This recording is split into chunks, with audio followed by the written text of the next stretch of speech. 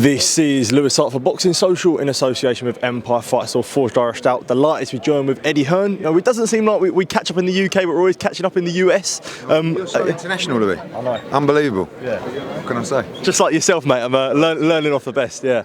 We are here for a massive press conference. Devin Haney takes on Ryan Garcia on Saturday night. I think a lot of people would say they'd be shocked to see this fight last. To see the fight on Saturday night with everything that's happened in the build-up, but all makes for, I suppose, a massive fight on Saturday night. Yeah, look, I'll be honest. You know, when we did the first press conference, I did have my doubts whether we'd be standing here a couple of days out, but we're 48 hours out, and I think it's going to be a huge event. It's really growing and growing. It's a brilliant fight, huge fight, massive fight for Devin, massive fight for Ryan. What we're going to get, we'll find out here on Saturday. I suppose when you look at all the build-up, you know, you would have been asked a lot of questions about it, you know, in the build-up, but looking at it from the point of view of Ryan Garcia, so what do you make of everything that's led up to this point? A great stand in the fight or just madness? I mean, look, for me, you know, when you're talking about promotionally, he's been so active, good or bad, it doesn't really matter. He's not my fighter, so I don't have a duty and obligation to look out for him. But he has good people around him. You know, he has Oscar, he has Golden Boy, he's got Derek James, he's got his family. They obviously feel like he's ready to go. And, you know, we don't know how much of it is an act. We don't know how much of it is an emotional thing, a mental thing. We just know that there's 48 hours to go. So Devin's got to be switched on and do a job. But listen, maybe this kind of mentality will help Ryan Garcia. Maybe it'll make him dig deeper. Maybe it'll make him be more aggressive in the fight. But he's facing an outstanding fighter in Devin Haney. When you look at it from a Haney point of view, do you think it can be difficult at times for him to try and stay focused with all the outside noise? Because if you're Devin, you must have thought during this camp this fight's not happening. You know? And now, you know, did you take your foot off the boil? No, probably, if it's Devin Haney. You know, is your weight okay? Yes. But it's difficult because, you know, I think there's a lot of people that probably felt like it wasn't going to happen. And now we're there. And you don't promote Ryan Garcia, but when you look at it from a promotional standpoint, is there a duty of care maybe for the people around Garcia to sort of take him away, I suppose, from the limelight? But is there a duty of care when it comes to sort of the things that he has been putting out? Yes, but that's the job of the people around him. It's not really our job, or, you know, we don't know the truth. You'd hope that Golden Boy, Derek James, the family, and they will care about Ryan Garcia. So we have to rely on them to make the right decision. And I feel like they're the kind of people that would. So, you know, I think you're going to see the best Ryan Garcia on Saturday night.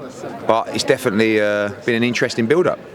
When it comes to Devin Haney as well, you know, it's no secret 135 was tough for him. It does also look, you know, we'll see tomorrow, but 140 could be a tough cut for him.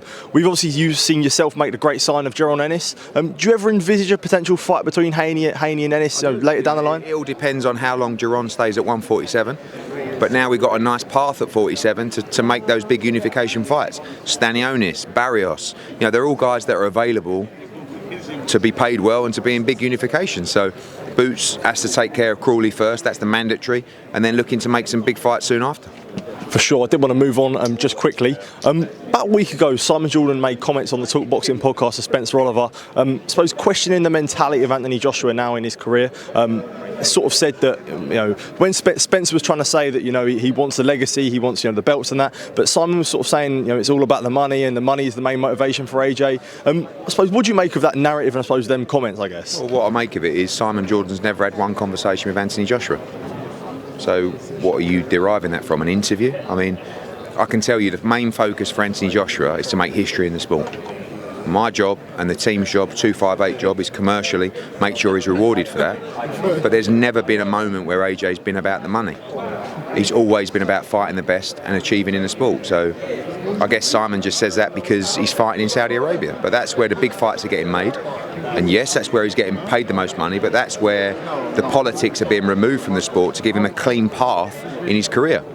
So, you know, right now he's extremely motivated to become a three-time world heavyweight champion, to become undisputed champion. They're the priorities. Making money on the way is natural. He's done it his whole career.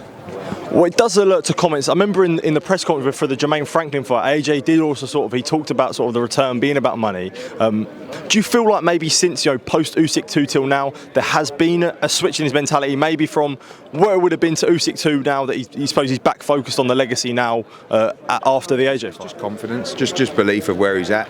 AJ's always the guy who's searching to improve, searching for greatness, and he just had a little bit of a roadblock where I think he stalled in terms of his development and his confidence, and it was only a few fights, but that's all changed now. That's history.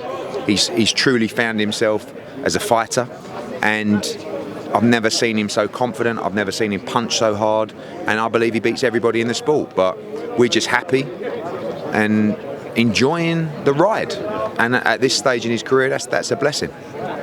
Moving on to the 5 versus 5, we obviously saw the announcement on Monday, and I know there's been so many comments about how great it is to see yourself and Frank together. When you see on Monday and Tuesday as well, I see many joint interviews of yourself together. I don't think anyone could sort of ever imagine that happening. Is there parts where you look in, it's like it's all a bit surreal, and to think that you wouldn't even thought this would have happened this time last year? I think without the intervention of His Excellency, I probably would have never spoken to Frank Warren, because I'd already had 13 years of not speaking to him. So what are you going to do? Start now. And it's probably one of the best things we've ever done. It's given me a spring in my step. And people say, money brought you together. No, His Excellency brought us together.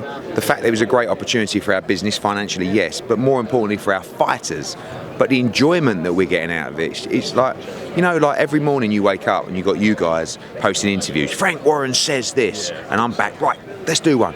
Eddie Hearn says this, and it's like, although it's competition and it's a buzz, it's quite draining at the same time. So I spent the early years of my career being bombarded by Frank Warren, whether that be letters, whether that be legal letters, whether that be interviews. And what he is, he's an amazing applier of pressure, because he would have thought, I'm going to crush him. And it was hard graft, and it built me really into who I am today as a promoter and a person. But now I think he respects that I've ridden that storm. Now we're working together, and we're really enjoying it. We're making the best fights. The 5v5 concept is probably one of the biggest things I've ever done in boxing. The response has been incredible, the promo, everything. And it's just the beginning for that concept. We're obviously doing huge things with His Excellency and the energy that he's bringing to the sport and the plans that we have. It's just such a brilliant time for boxing, and I'm very lucky to be a part of it. Is there also an importance when it comes to great fights happening in Saudi Arabia, but you can't sort of neglect your domestic schedule in a sense? We never will, because we love British boxing, but we also understand that he has the opportunity and the ability to make fights like that at any time. And of course we want big shows in the UK, but fight fans are seeing the best. You've got Fury against Usyk on May the 18th. You've got Bivol Beterbiev on June the 1st, plus the 5v5.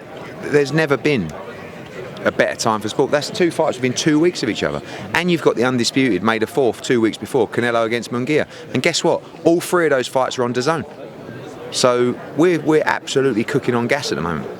Just the last couple ones from myself. Did see a Boxing Scene article come out this morning of, I suppose, yet again, His Excellency pushing plans to be involved with Terence Crawford, and you leading the promotion for himself, for Crawford against Israel Madrimov. I think 3rd of August was a potential date that was targeted for that. Is there any sort of update on what you can say about that? Nothing agreed yet. I mean, look, I think Madrimov wants to fight the best. Crawford wants to fight the champions at 154. So there is a chance that at some point those two could meet, but nothing to report at the moment. His Excellency will have his conversations, I'm sure, with multiple fighters, but as far as Madrimov's concerned, looking for a big fight, we'd love that fight, but nothing agreed yet. So last one from myself. I don't know if you saw the Twitter exchange between Sandy Ryan and Chantel Cameron. Pretty heated, wasn't it? It's a great fight. Chantel's a great fighter. Sandy's an amazing champion. For me, that is one of the best fights that could be made in women's boxing. So we'll see what happens, but love the fight. Top man, Eddie, thank you for your time, mate. Appreciate it.